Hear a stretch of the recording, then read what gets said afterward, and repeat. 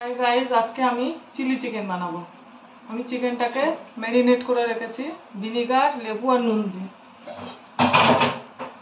এই যে আমার চিকেনটা ভিনেগার, লেবু, নুন দিয়ে ম্যারিনেট করা আছে। এবার এটাকে আমি আস্তে আস্তে আমি এখন কর্নফ্লাওয়ার দেবো,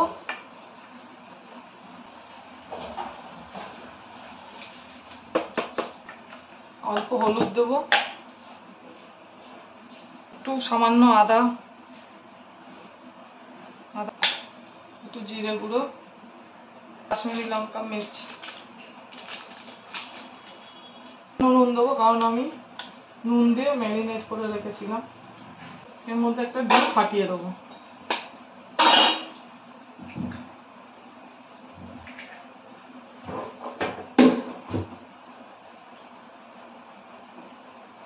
আমার গরম হয়ে গেছে, কড়াতে আমি এখন তেল দিয়ে দেবো।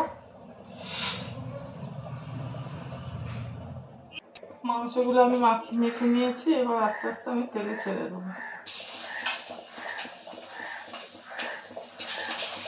রান্না করার জন্য আমি নিয়েছি চিলি চিকেনটা, কাঁচা লঙ্কা, আদা কুচি, রসুন কুচি, পেঁয়াজ বড় বড় করে কেটে নিয়েছি, টমেটো আছে আর ক্যাপসিকাম আছে, এই আর টমেটো সস, সোয়া সস, এইগুলো আমি সব নিয়ে নিয়েছি। এবার আমার রান্নাটা দেখুন, আমার এই চিকেনগুলো ভাজা হয়ে গেছে। এবার আমি রান্নাটা শুনতে রসুন দিয়ে দেবো, রসুন, কাঁচা লঙ্কা আর আদা।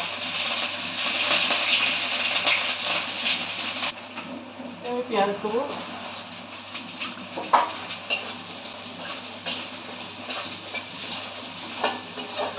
আমি ক্যাপসিকামটা দিয়ে দেবো।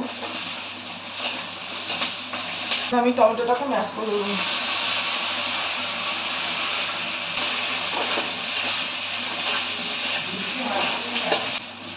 এর মধ্যে এবার আমি একটু ভিনিগার দেবো।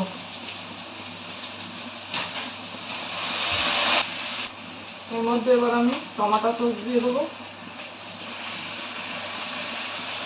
সোয়া সস দিয়ে দেবো,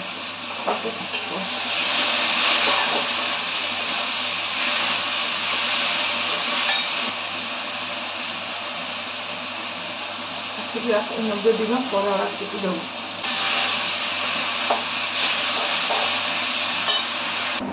এতে আমি 2 চামচ কর্নফ্লাওয়ার নিয়েছি, কর্নফ্লাওয়ারে দেখুন একটু জল দিয়ে দিলাম। এবার এতে একটু সোয়া সস দেবো। এবার এতে আমি মাংসগুলো দিয়ে দেবো।